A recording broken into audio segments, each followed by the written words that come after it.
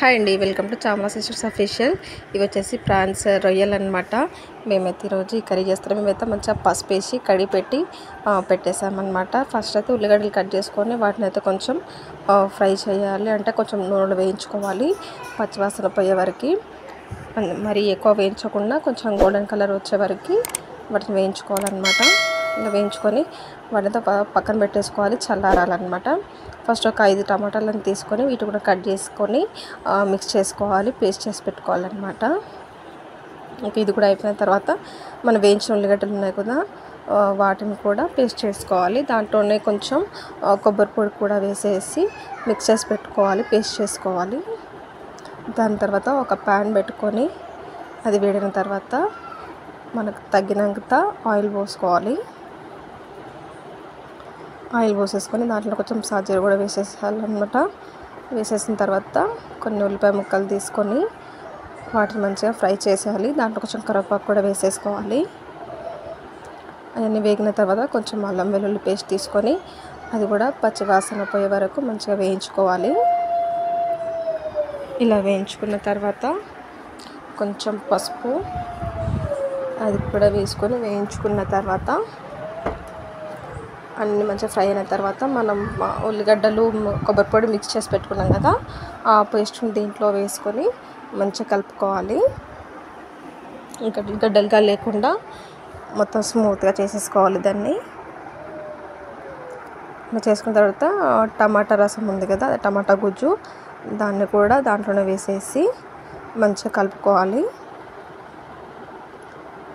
అది టమాటాలు పచ్చివాసన ఉంటాయి కదా, ఆ పచ్చివాసన టేస్ట్ అంతా పోయే వరకు, పచ్చి స్మెల్ అంతా పోయే వరకు దాన్ని కూడా మంచిగా మగ్గించాలన్నమాట. కొద్దిసేపు ఒక 10-15 మినిట్స్ మూత పెట్టేసుకొని లో ఫ్లేమ్లో పెట్టేసి మగ్గించాలి. అప్పుడు ఇలా ఆయిల్ అంతా బయటకు వచ్చేస్తుంది. మంచిగా చూసుకొని బాగా కలుపుకోవాలి అడగంటకుండా. తర్వాత మనకు టేస్ట్కి ఎంత కావాలో అంత కారం కూడా వేసేసుకోవాలి. ఇది వేసుకున్న తర్వాత దాంట్లో కొంచెం సాల్ట్ ఆ రెండు వేసేసుకొని మంచిగా కలపాలి. అంతే కలిపి ఉన్న తర్వాత ఒక 5 మినిట్స్ అట్లా దాన్ని మగ్గించుకోవాలి మంచిగా. ఇలా దాంట్లో కొంచెం ఇందాక మనం మిక్సీలో కొంచెం కొబ్బరి ఉంటుంది కదా, దాన్ని కూడా దాంట్లో కొంచెం వాటర్ పోసేసుకొని దీంట్లో పోసేసుకున్నాను. ఎందుకంటే అది గట్టిగా అయిపోతుంది అనమాట. గట్టిగా కాకుండా ఉండడానికి కొన్ని వాటర్ పోసేసుకున్నాను. ఇలా అయిన తర్వాత కొంచెం మంచిగా ఉడకాలి. ఇలా ఉడికిన తర్వాత ఆయిల్ అంతా పైకి వచ్చేస్తుంది. పైకి వచ్చేసిన తర్వాత కొంచెం మెంతిపిండి, ధనియాల పిండి అన్నీ వేసేసుకోవాలి. అంటే కొంచెం గరం మసాలా కూడా ఇంట్లో చేసింది, అది కూడా వేసేసుకొని మంచిగా కలుపుకోవాలి అంతా. ఎందుకంటే ఆ మసాలా అంతా ఫ్రాన్స్కి పట్టాలి కదా, అందుకని చెప్పేసి ఫస్ట్ మసాలాలు అన్నీ కూడా వేసుకొని మంచిగా ఈ కారానికి పట్టేలాగా మగ్గించాలి.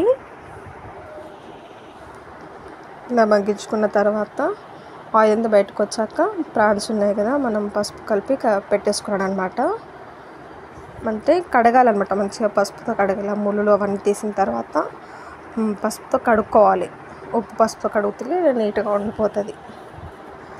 ఇప్పుడు ప్రాన్స్ని తీసుకొని ఇట్లా వేసేసాం కదా, అన్నీ మంచిగా కలుపుకోవాలి. ఇది ఒక 15 మినిట్స్ అట్లా ఉడికించుకోవాలి. దాన్ని ఉడికించుకున్న తర్వాత అది గట్టిగా అయిపోతుంది అన్నమాట. గట్టిగా కాకుండా మనం కొన్ని వాటర్ ఎక్స్ట్రా పోసుకోవాలి. మంచిగా వాటర్ కూడా పోసేసుకొని ఇట్లా ఉడికించుకోవాలన్నమాట. ఇవైతే మా ప్రాన్స్ ఫ్రై కానీ కర్రీ కానీ అయితే మా పిల్లకైతే చాలా ఇష్టము. పెద్ద పప్పు బాగా తింటుంది. చూడండి ఆయిల్ అంతా పైకి వచ్చేసింది.